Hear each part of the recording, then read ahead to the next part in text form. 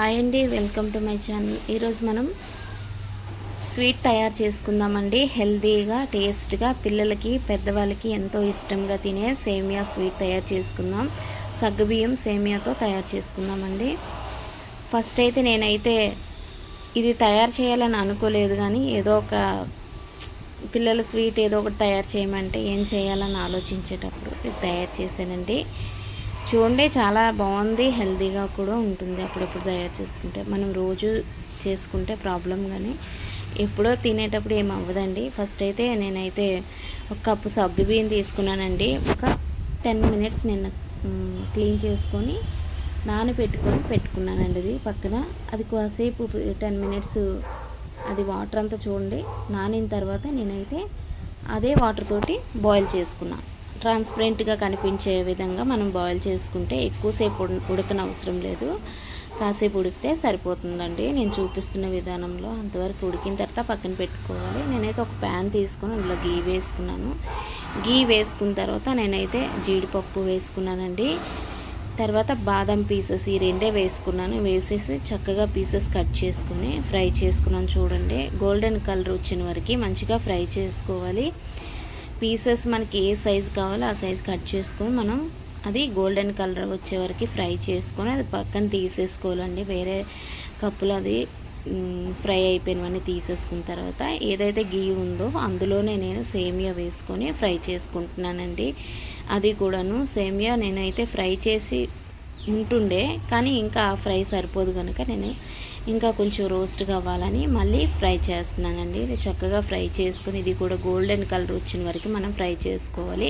హైలో పెడితే మాడిపోతుంది కనుక సిమ్లో బట్టి మనం మిక్స్ చేస్తూనే ఉండాలి. మిక్స్ చేస్తూ ఫ్రై చేసుకోవాలి. చాలా బాగుంటుంది ఇది. దీనికి కూడా నేను 1 కప్పే తీసుకున్నానండి. చక్కగా ఇది ఫ్రై అయిన తర్వాత నేను వేరే కప్పులో ఇందులో తీసుకోకుండా నేనైతే 1 లీటర్ మిల్క్ వేసుకున్నానండి. మిల్క్ వేసుకున్న తర్వాత మనము అది మొత్తం సైడ్స్ ఉంటుంది కదా, మొత్తం మిక్స్ చేసుకొని దగ్గరికి చేసుకొని మనం సిమ్లో పెట్టుకోవాలి. హైలో పెడితే బాయిల్ అయిపోయి మిల్క్ మరిగిపోతాయి కానండి, సేమియా ఉడకదు.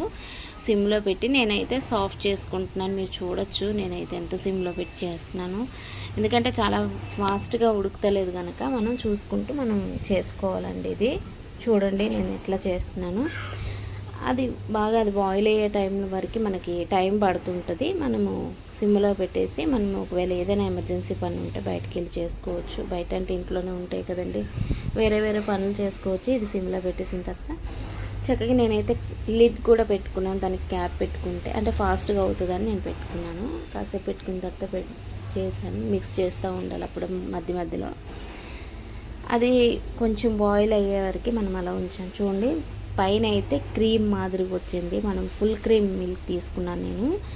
మనం పాలు మరగబెడితే వస్తుంది కదండి క్రీము, అట్లానే నేనైతే ఇది క్రీమ్ వచ్చిన మిల్క్ అది కనుక కాసేపు ఉండేటప్పటికి అలా క్రీమ్లో వచ్చేసింది. ఇప్పుడు మనం ఏవైతే మనం సగ్గుబియ్యం బాయిల్ చేసి పెట్టుకున్నామో అవి కూడా ఇందులో వేసుకోవచ్చండి. నేను చూసారా హైలో పెట్టలే, సిమ్లో పెట్టి కుక్ చేస్తున్నాను కనుక చాలా బాగా వచ్చింది.